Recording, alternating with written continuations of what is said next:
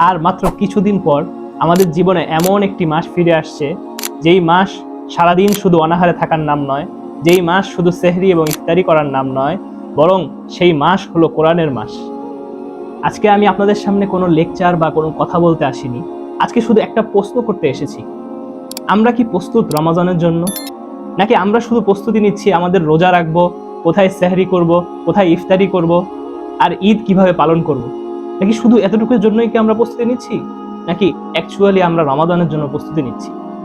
একটা জিনিস একটু খেয়াল করবেন, আপনি গত রমাজানও পেয়েছেন, ঠিক তার আগের রমাজানও পেয়েছেন। হতে পারে না এই রমাজানটাই, আসন্ন যে রমাজানটা আসতেছে, এই রমাজানই আপনার জীবনের সর্বশেষ রমাজান? আমার কথাগুলো শুনতে কঠিন লাগবে, কিন্তু ভাই এটাই বাস্তব। আল্লাহ তাআলা সূরা বাকারায় 185 নম্বর আয়াতে বলেন, শাহরু রমাদান আল্লাযী উনজিলা ফীহিল কুরআন হুদাল লিন-নাসি ওয়া বায়্যিনাতিম মিনাল হুদা ওয়াল ফুরকান। রমাজান হলো সেই মাস, যেই মাসে কোরআন নাজিল করা হয়েছে মানুষের জন্য হেদায়েত স্বরূপ।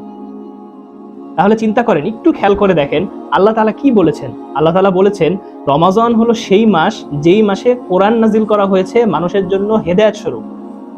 তাহলে বলেন তো, আল্লাহ তাআলা বাকি 11টা মাস রেখে কেন রমাজান মাসে কোরআন নাজিল করলেন? কেন এই মাসটাকেই বেছে নিলেন কোরআন নাজিল করার জন্য? কারণ এই মাসে আল্লাহ তাআলা রহমতের সমস্ত দরজা খুলে দেন। জান্নাতের দরজাগুলো খুলে দেওয়া হয়, জাহান্নামের সমস্ত দরজাগুলো বন্ধ করে দেওয়া হয়, এমনকি শয়তানকেও আটকে ফেলা হয়, যার ফলে মানুষ তার মন থেকে আমল করতে পারে, মানুষের ভালো কাজ করতে ভালো লাগে। এই কারণেই আল্লাহ তাআলা এই মাসেই কোরআন নাজিল করেছেন, এবং আমাদের জন্য কোরআনকে এই মাসে নাজিল করার কারণ হলো আমরা যেন এই মাসে কোরআনের সাথে একদম মিশে যেতে পারি। এই বিষয়গুলো আরো ভালো মতো বুঝতে পারবেন যদি সাহাবায়ে কেরাম এবং তাবেঈনদের ঘটনাগুলো বলি। দুইজন সাহাবী একই সাথে রাসূল সাল্লাল্লাহু আলাইহি ওয়াসাল্লামের কাছে এসে ইসলাম গ্রহণ করে। একজন ইসলাম গ্রহণ করার কিছুদিন পরে যুদ্ধে গিয়ে শহীদ হয়ে যান, এবং আরেকজন সাহাবী ঠিক 1 বছর পর মারা যান।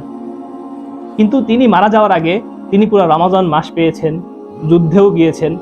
রাসূল সাল্লাল্লাহু আলাইহি ওয়াসাল্লাম বলেন, আমার এই দুই সাহাবীর মধ্যে যে রমাজানটা পেল সেই সাহাবী বেশি উত্তম। আমরা যদি স্বাভাবিকভাবে খেয়াল করি তাহলে আমাদের কাছে মনে হবে যে শাহাদাত বরণ করলো সে বেশি উত্তম হওয়ার কথা না। কিন্তু রাসূল সাল্লাল্লাহু আলাইহি ওয়াসাল্লাম কি বলছেন? তিনি বলছেন যেই সাহাবী রমাজান পেল সেই সাহাবী আমার কাছে বেশি উত্তম। তার মানে বুঝতে পারতেছেন যে আল্লাহ তাআলা রমাজান মাসকে কতটা গুরুত্ব দিয়েছেন। পাশাপাশি আমরা যদি তাবেঈদের জীবনে দেখি, হযরত ইমাম মালিক রাহমাতুল্লাহি আলাইহি, উনি ছিলেন হাদিসের অনেক বড় একজন ইমাম। উনি সারা দিন হাদিস পড়াতেন। যখন রোজা আসতো, রোজার মাসে উনি ওনার ছাত্রদেরকে হাদিস পড়াতেন না। উনি বলতেন, এই রোজার মাস হলো কোরআনের মাস, এই মাসে তোমরা শুধু কোরআন পড়বা, এই মাসে কোনো হাদিসের আলোচনা হবে না, তোমরা যত পারো তত বেশি কোরআন পড়ো। আপনি আরেকটা জিনিস খেয়াল করলে দেখতে পারবেন যে আল্লাহ তাআলা বলেছেন যে কোরআনের প্রত্যেকটা হরফে আল্লাহ তাআলা 10টা করে নেকি দেন, এবং আলিফ একটা হরফ, বা একটা হরফ, মিম একটা হরফ, এরকম প্রত্যেকটা হরফে আল্লাহ তাআলা 10টা থেকে নিয়ে 700 গুণ পর্যন্ত নেকি দেন। কিন্তু যে ব্যক্তি রোজার মাসে কোরআন তেলাওয়াত করবে, আল্লাহ তাআলা বলেন যে আমি নিজে তার জন্য নেকি দিব। কতটুকু নেকি লিখতে হবে বা কতটুকু নেকি দিতে হবে সেটা আমি দিব। বুঝতে পারছেন কতটা গুরুত্বপূর্ণ এই মাস? এই মাসে যে যতটুকুই কোরআন পড়ুক না কেন, আল্লাহ তাআলা সেটার ফজিলত নিজে দিবেন। কতটুকু দিতে হবে সেটা মহান রব্বুল আলামিন নিজে জানে এবং নিজের থেকে দিবেন। আল্লাহু আকবার। আমরা তো সাহাবায়ে কেরাম আজমাইনদেরও ব্যাপারে শুনলাম রমাজানটা কি পরিমাণ গুরুত্ব, তাবেঈনদের ব্যাপারেও শুনলাম।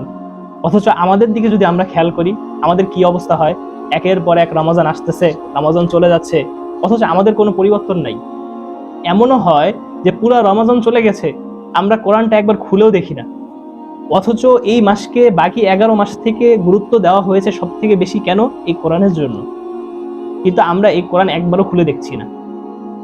আমি মনে করি এই রমাজানের আগেই আপনার কাছে এই ধরনের একটি মেসেজ পৌঁছাচ্ছে, আমি মনে করি আপনি একজন ভাগ্যবান। আল্লাহ তাআলার খাস দয়া আপনার উপর আছে, এই কারণেই আপনি রমাজানের আগেই এই ধরনের ভিডিও আপনার কাছে পৌঁছাচ্ছে। এখন আপনার জন্য 3টা কাজ থাকবে। নাম্বার 1, আপনি প্রতিদিন এখন থেকে শুরু করে, আজকে থেকেই, এই মুহূর্ত থেকে শুরু করে আপনি প্রতিদিন 5 মিনিট করে হলেও কোরআন শরীফ তেলাওয়াত করবেন। 5 মিনিটের জন্য হলেও কোরআন শরীফটি একটু খুলবেন, বেশি না, মাত্র 5 মিনিট। নাম্বার 2, আপনি নিজেকে জিজ্ঞাসা করবেন, আমার কোরআন কি সহি শুদ্ধ কিনা। সহি শুদ্ধ না হলে লজ্জার কিছুই নেই ভাই।